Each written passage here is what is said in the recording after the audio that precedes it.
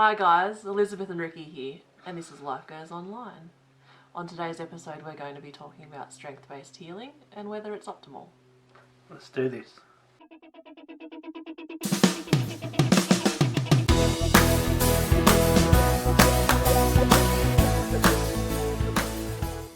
I don't just play ball. Things have to be right and good. So I'm a trouble bird. I don't fit very well. Because people like to overlook things, I think, so they can feel connected and comfortable. Maybe. Who knows? I definitely don't.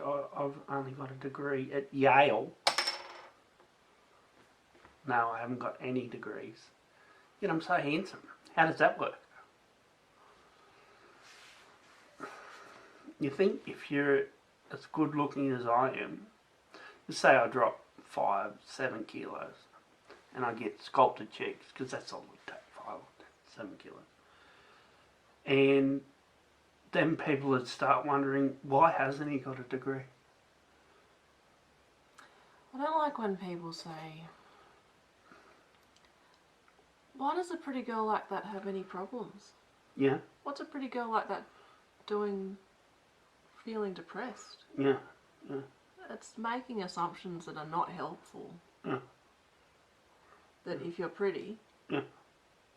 you shouldn't have any problems. Yeah. I feel more sorry for pretty people in a way where they do get their confidence and work things out and things come easy for them, so they don't develop, they don't have a hard enough time to really sculpt out a deep personality. They're sort of a bit shallow. Maybe. Is that wrong? Maybe. I watched, what was that one? Not with Adam Sandler. He was another Jewish guy. And he was a male model. And it had the dude with the crooked nose in it. Owen Wilson. Yeah. And who's the main character? Ben Stiller. You're so good with names, Bob. Thank you. I can't remember names. I can see their faces. I know who they are. I can't remember names. But that movie is like a documentary on good, really, really good-looking people. Or is that not true? Have I gotten the wrong end of the stick? I think you got the wrong end of the stick about Zoolander. Oh, okay. Yeah. Okay.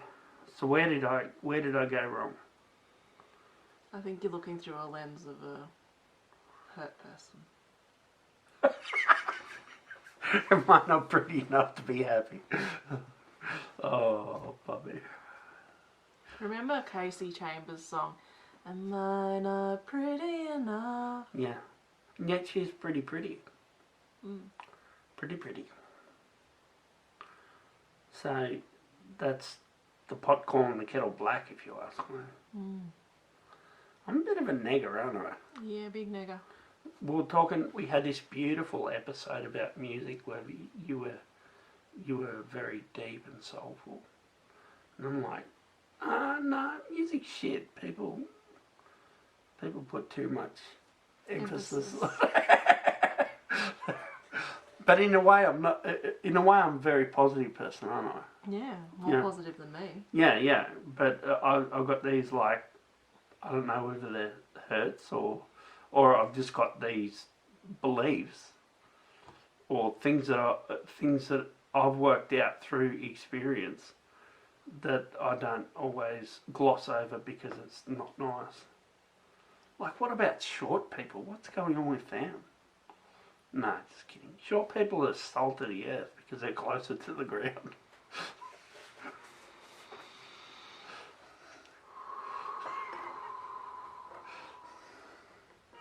Who's your favourite short person?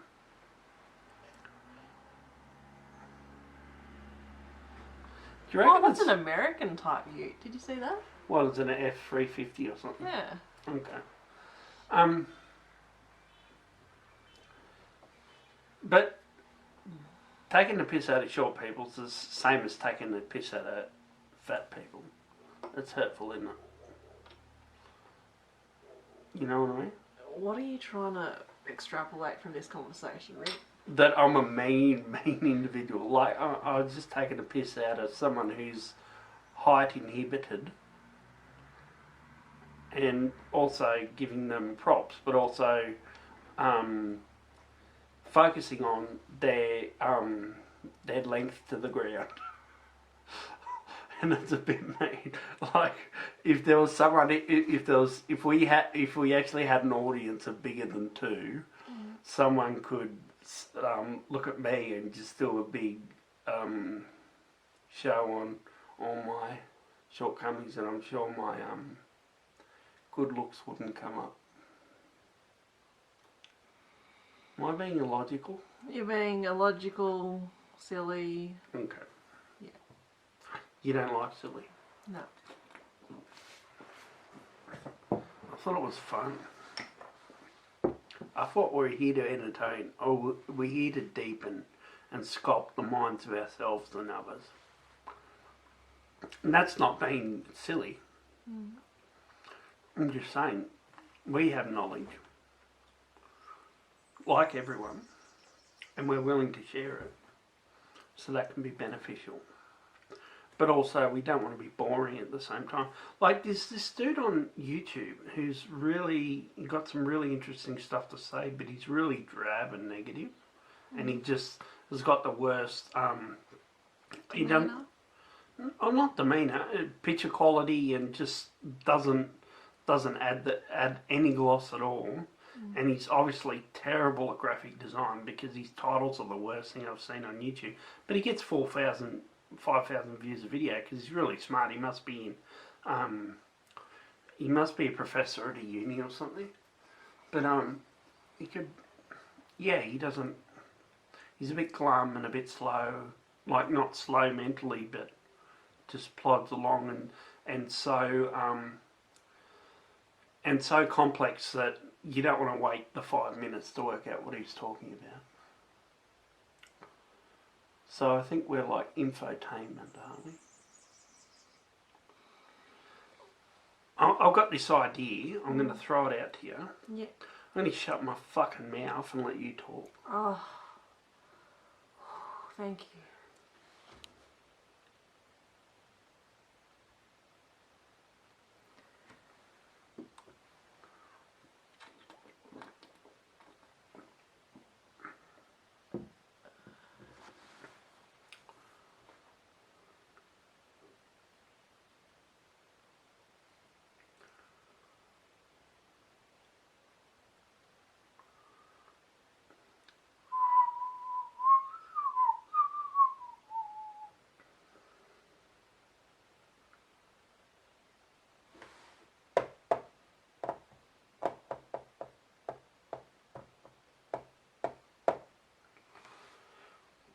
What's something that you would like 3 other people to know about life?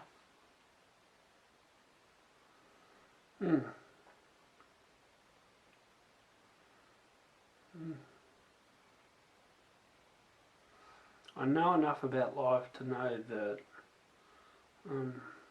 I won't do that question justice. And that as you do get wiser, you're less quick to give overarching opinions. Because there's always flaws in the logic. Nothing's a whole picture that just works. There's always a crack in it.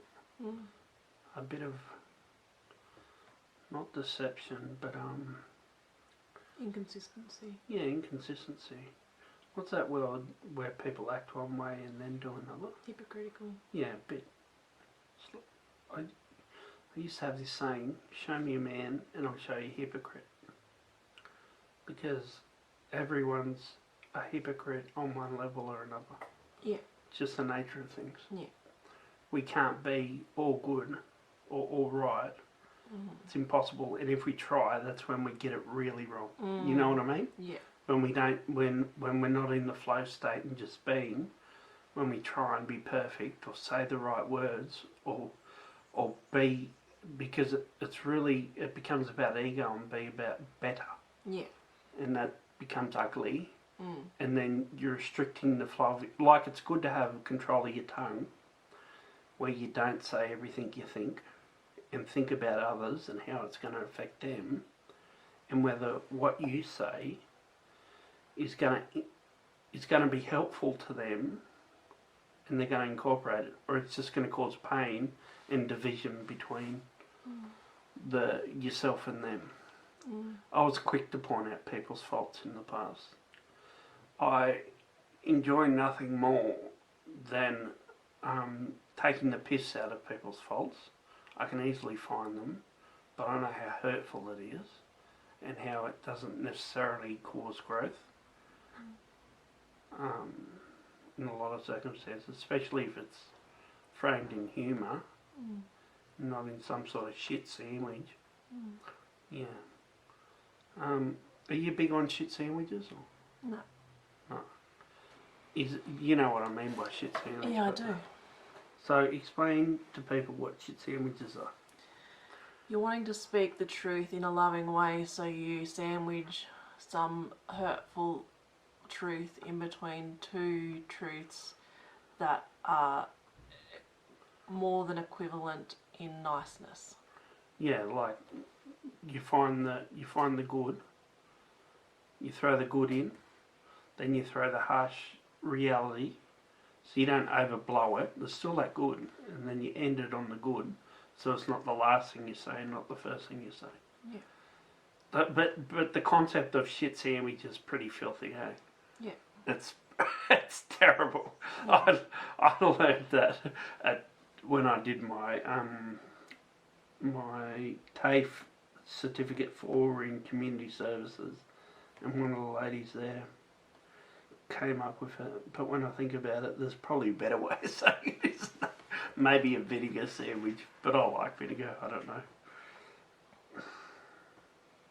Constructive criticism. Yeah, but it's a process of constructive criticism. So it's a form of constructive criticism where you add elements of positivity so people aren't just focused on the negative and take it the wrong way, where they, instead of internalising it and going, oh, they're having a go at me, or rejecting it or whatever, they say, alright, I've got this going on.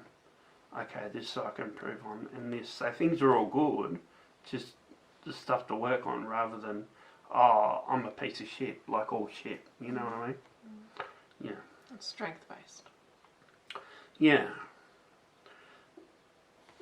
But I'm not sure about all, like, community services, all the strength-based stuff, where you focus on people's, like, you get people to focus on people's strengths. I see that's good, but not if you're neglecting their weaknesses, because that's their weak points, and for them to be aware of them is handy.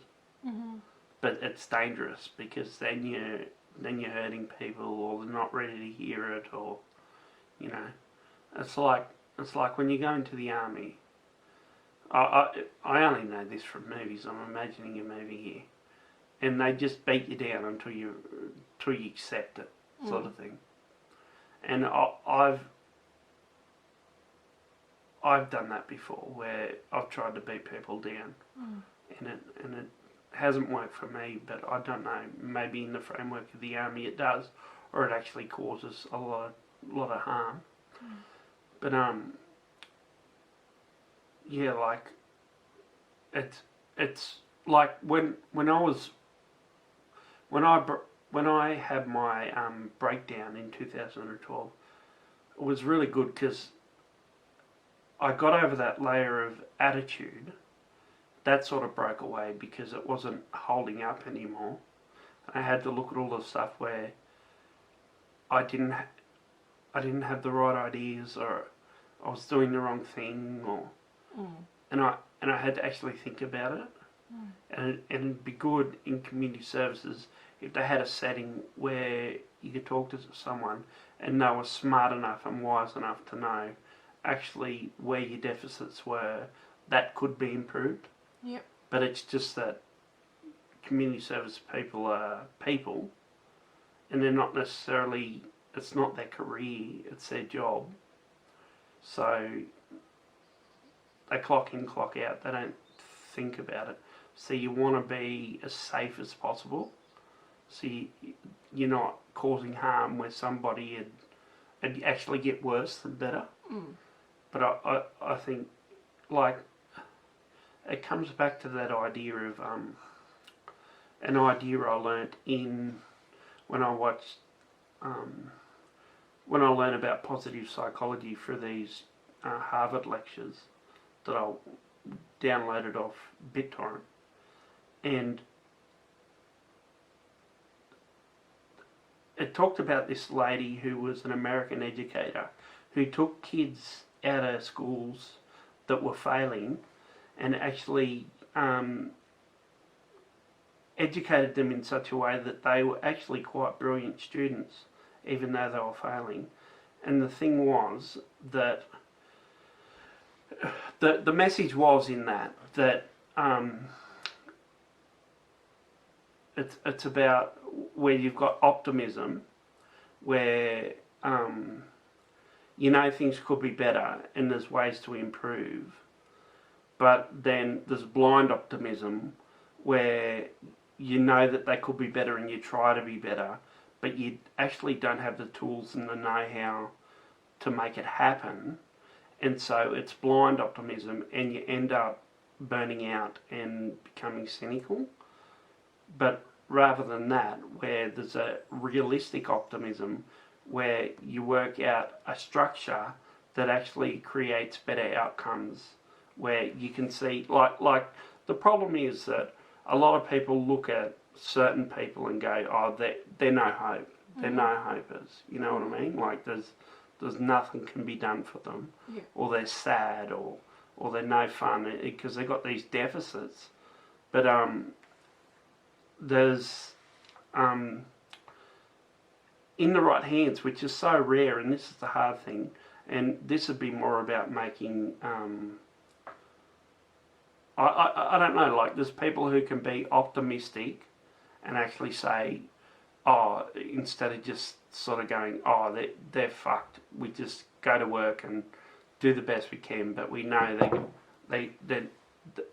they're strugglers. They actually go, well, I've got optimism, but I've got a plan. You know what I mean? Yeah. I love the business model of a SWOT analysis. Mm-hmm. Strengths, weaknesses, opportunities and threats. Oh, yeah, so I suppose that puts it in a framework where they know their weaknesses. But is that coming from them, or are they blind to certain weaknesses? Oh, I was just paralleling the business world of a SWOT analysis. Yeah. And stepping that into a community services. Yeah, well, that's a good idea. Do they do that? No. Okay. And it's whether, like, because sometimes, like, people, you just say you've got a person who's trying to help a person, they can look at that person and see their deficits, or they can wrongly identify their deficits. Yeah. You know what I mean? Yeah. So where they're not being helpful, and it's whether they can identify their deficits that this person can't in a way that that person can understand, so it doesn't cripple them, and they actually makes them weaker. Yeah. So I can see why there is strength based, but it's also very safe. It's you know, like, you know, these people who sort of are thought leaders who do things and people think, oh, that's dangerous in most people's hands, but they pull it off because they've spent the time to work it out. Yeah. But you can't just put that in a layman's hands because they'll fuck it up because we're human. I think it's that thing where one negative comment is equivalent to 8 good comments. Yeah. And so if you say 8 good comments, that's wiped clean. That the slate is wiped with 1 negative. Yeah. Because the focus will be on the negative. Yeah. They'll hone in on that, and also coming from a person who's supposed to be an authority figure, Yeah. that can be very difficult. So maybe strength-based is the way. I'm just saying that I know I improved by looking at my weaknesses. And then it broke me in a way. I was better, but I was weaker for it. But then slowly over the years. But I'm still very, like, not broken, but what's the word where you're unstable? Like, not unstable as fly off the handle or do something reckless or hurt people or whatever, but just go into my shell or not feel confident or, you know, just sort of dip and then flow and then dip and then flow. Yeah. Yeah. Yeah. Well, maybe solutions focus would be more your therapy then. What's that about, Mum? Oh, well, it's more about, rather than being problem saturated, it's looking for the solution. So it's still that element of strengths based, it's still under that same umbrella or connected to it. Yeah. But it's solution focused to looking to the future and how to make those steps happen in order to get there.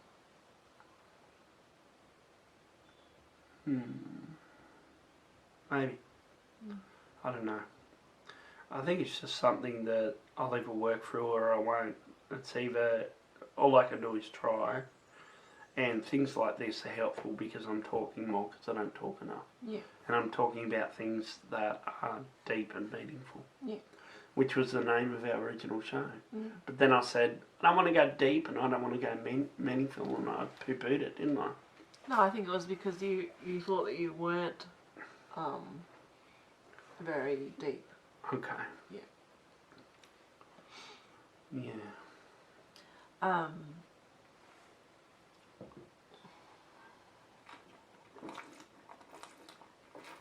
I had a fantastic counsellor, and she was just really realistic with me, and used her own lived experience in a really appropriate way, but also challenged me on a few things, and that was really beneficial. Yeah, cool. And so when I was in tears in the counselling room, rather than supporting me in the usual way through that by going, oh, do you want a tissue, or take your time, or it's okay, I would cry and she'd go, okay, can you just hold on there? What's going on? Yeah. And she was more challenging and direct about things, and that really fast forwarded my improvement. Yeah, that's great. Yeah. Yeah. Yeah, that's like she's not being too safe where she's not in that moment she she's could have not chosen supportive. In that moment she could have chosen to comfort me. Yeah. But in that moment she chose, for me, she knew I was capable of going the next step of observing myself from an outward perspective. So she like challenged you, but she was switched on enough to know that you could handle the challenge. Yeah. And that's what I was wanting. Yeah. Yeah. Good. It was very helpful. Great. Yeah, that's what I mean. Like that's. And it was helpful for me. Even I've replicated that myself because I don't see her anymore. I don't go to counselling at this point. But anytime I cry or I have a strong emotion, I kind of in the middle of it stop and go, what's going on? What's triggering this? And why is this causing such a pain moment? Yeah. And I can still work through it, but it's just a different way of looking at it. It's really helpful. Yeah. And do you feel like you can uncover things that way, or is it all... Because I know with myself, sometimes I have emotions or feelings and I can't place them. I can't, like, I think about where's this coming from, and I'll think about things, but it's not like one grabs me and I go, that's right, or that's it. It's just like possibilities, and then worrying that there's something else that I'm not thinking about. Do you mean you can't identify what your emotion is, or are you saying you don't know where the emotion has stemmed from? Yeah, the reason for the emotion. Yeah, like I don't know that I'm that good at identifying emotions, but I'm better at it. But I sort of understand them in a theoretical sense. But sometimes I have an emotion and I think I could label that 50 different things. Yeah. Because I've seen that wheel of emotions, and there's a fucking lot of them. Yeah. And I wouldn't have a clue where to point to, you know what I mean? Yeah, but that's because in the centre of the wheel, though, you can just break down to the 4 core emotions, and then within that, you can stem them out. So you can just, if the bigger ones are too overwhelming on the outside circle, then you go back to the centre ones. Yeah. And rework out, is it fear, is it sadness, is it joy, is it whatever the 4th one is? Disgust? Shame? Shame, okay. Yeah, or something like that. Yeah. But yeah, there's 4 core emotions, and then out from that, they do outspoke. Okay.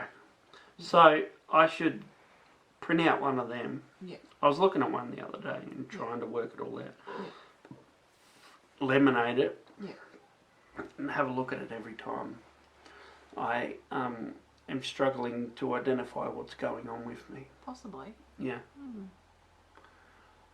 I think what I like about being an outsider looking at emotions is that there could be a more prevalent emotion. Yeah. But then I like thinking about what's underneath that there could actually be emotions that are pushing that more prevalent one up, but there's more deeper rooted ones. Yeah. That are actually sparking that one that's more prevalent. Especially with the emotion of anger, and things like that, where it's externalising what's going on the inside. Yeah. Yeah, I used to get angry, but when I do get angry these days, which is not very often, I think I handle it quite well. Yeah. Yeah. Yeah. Yeah, but that wasn't always the case. I remember when I was on eHarmony, and this lovely girl I matched with, and she said to me, do you scream a lot and yell? And I couldn't honestly say that I didn't. Yeah. Yeah. Because that was, like, Mum did that a lot when we were kids. And I just, that was a strategy that I did naturally too. Yeah. Whenever I was angry, I'd scream. Yeah. And yell at people. And try and explain in a confrontational way. Yeah. Yeah. And I think for teenagers, I'm pretty sure this is the case, that the anger is what you see, but underneath bubbling is a lot of anxiety. Yeah. Yeah. Yeah. Yeah. Yeah. Or issues that are undealt with. There's a need there, but they don't know how to express it. But they're angry that need's not met. And so they, rather than trying to express that need in words that they probably don't have at that stage, they lash out. Yeah, and even closer to home for myself, I get angry, and that's my cry for help. Yeah. Because it's reaching this breaking point where I say the anger, but I can't neatly, rationally say, can you help me with this? I'm struggling. Yeah, because you're too angry to. Well, no, well, yes, I am too angry to. Yeah. But that's my way of communicating I need help, because Yeah. I can't communicate. That's your, yeah. Yeah. Yeah. And how good am I at doing that? Am I, like, do I withdraw, or do I meet your need in that regard, or does it depend on the moment? Oh, for the most part, you meet me and you help me through that time and say, what do you need? Yeah. Yeah. I think we're both better at it. You weren't good at it. Like, you'd meet me with your own animosity at the start. Yeah. For the first 4 years. But now you can see that I'm having a moment. You don't have to match that. And you try and snap me out of it, even though I sort of don't want to be snapped out of it until I hear the right words out of your mouth. Yeah. Yeah. Yeah.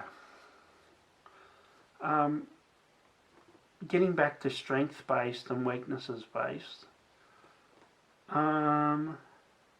Yeah, so it's good to, like, when I worked out what am I going to do for projects and what I'm going to do with my time, because I'm a creative person, I want to work out what I'm going to spend my time doing. It was really good to look at my strengths and where I'd had wins in the past, and what things I'm actually good at, to see where I go in the future. Yeah. But then with things like issues that are so that gives me a direction and a goal. So that's really good. So strength based is great for that. Keep me going. But then it's my neuroticism and sort of my emotional states that really I don't think strength based or weaknesses based really touches on. I don't know, like yeah, I think that's when it's more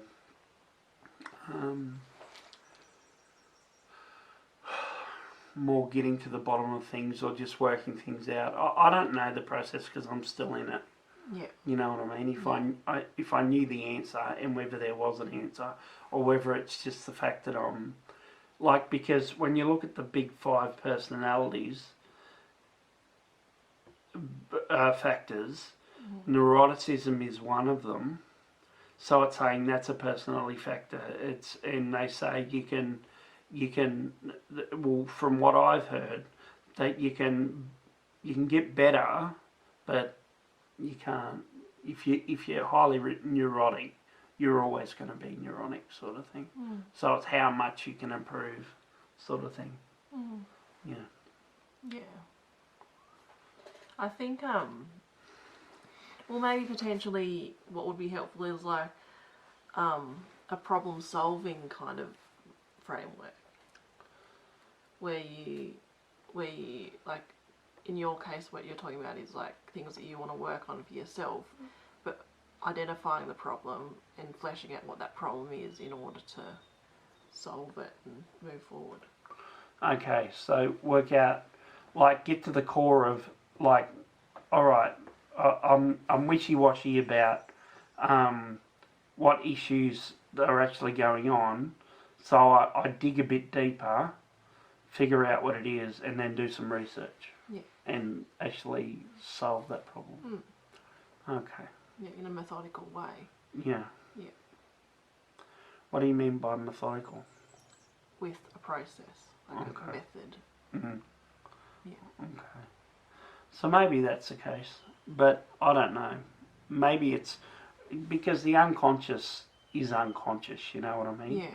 Like last night, I was there, and I was sort of going to sleep or trying to go to sleep, and you know when you sort of get that soft focus and look, rather than focusing outwards, you're focusing just in the eyes, sort of thing, and you can sort of either see patterns emerging from the back of your eyes, sort of thing, or you look at the darkness and the stuff going on there, and then before you know it, you're sort of slipping into a dream state and there's pictures emerging and that sort of thing.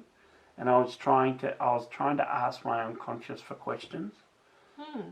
But the problem is I was at one stage, it was like there's this face comes real clear, like a real image, and I thought, oh gee, my dreams are really graphically good. But then, like, as soon as I recognised that the face was there, I'd slipped out of that going into a dream state and it had gone again. Yeah. You know what I mean? So moving from the semi-conscious to the conscious again. Yeah, because by recognising it, you just snap out of it. Yeah. So you can't sort of bridge that gap. Yeah. Yeah. But, maybe but that's what I do. I research and try and work things out. But obviously, I don't have all the answers.